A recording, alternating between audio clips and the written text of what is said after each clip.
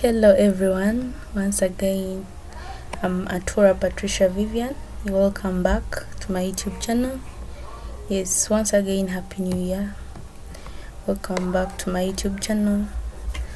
As we said, we are still going forward. We continue with our journey of ICT. So now today we come with information literacy. So as I said in the last video, we talked about the primary information sources of information. So now we are going to the secondary information sources. So sit and relax, we are going to learn. So now we are going to our secondary information sources, as I said. So for the secondary information sources, we said this is one of the types of the information sources. So for this one, once again I told you I'm Atura Patricia Vivian, and here we come with the secondary information sources. Sit and relax. So now we're going to look at the definition of secondary information sources. These refer to sources that interpret, analyze, or summarize primary sources or events. Yes, it is a one step removed from the original material. Let me say the original material is the primary source. That's why we are saying it is one step. Yes, and these secondary information sources often provide a wider perspective of the primary data. Yes, that is a simple definition of secondary information sources.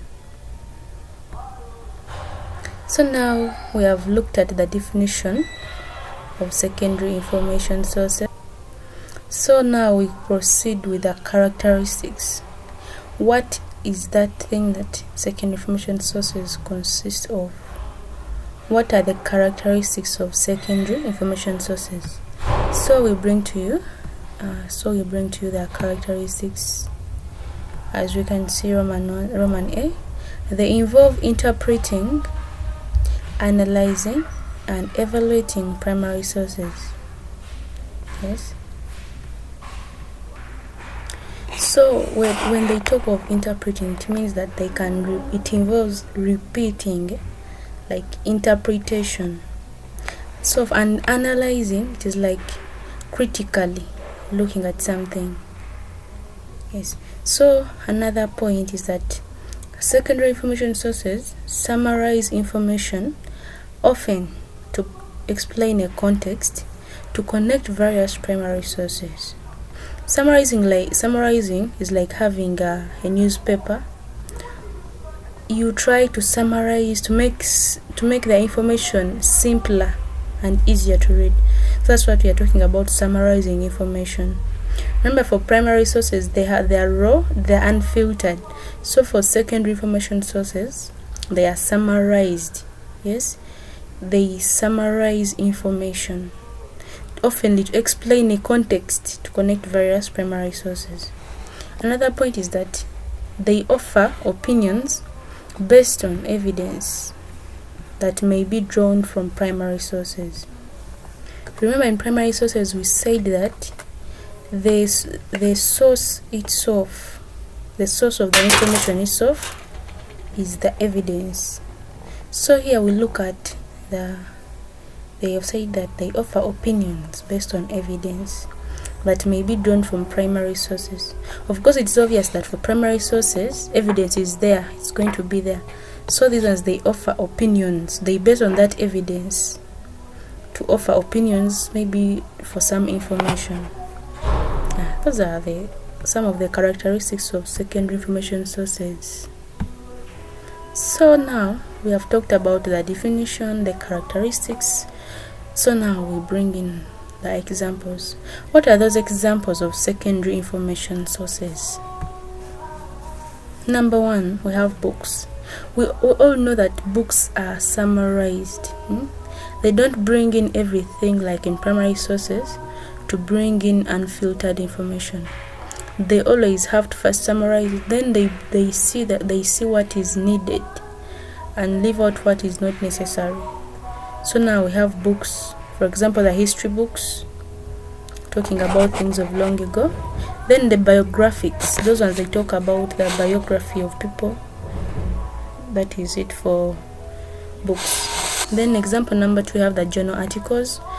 Here, for example, an article that analyzes primary data. Those ones are also secondary information sources. Another example, we have the documentaries, for example, films or videos that tell the history of historical events. Here we can look at the example of some films of long ago. We can see that those films or videos, they tell the history of what happened long ago. Now that is telling the history of the historical events, because those events that happened long ago, they are referred to as historical events, among others. So after looking at the examples, we proceed now to the importances.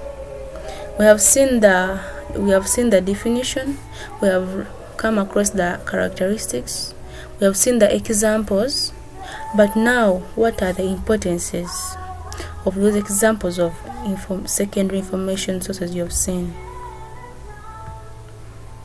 Number 1, they provide necessary contexts for primary data, hence providing a wider understanding of a particular idea.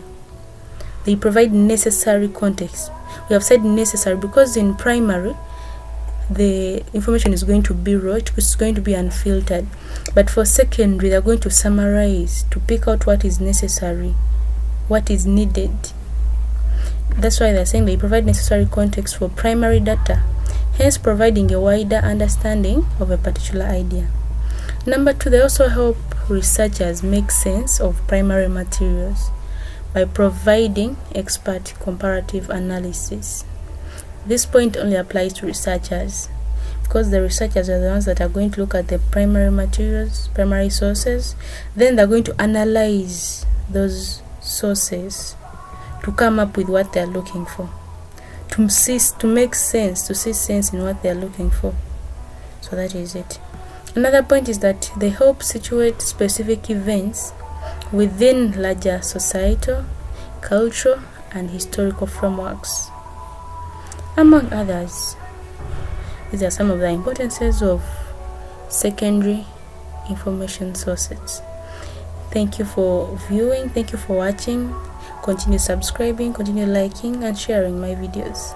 Till next time we meet, bye bye.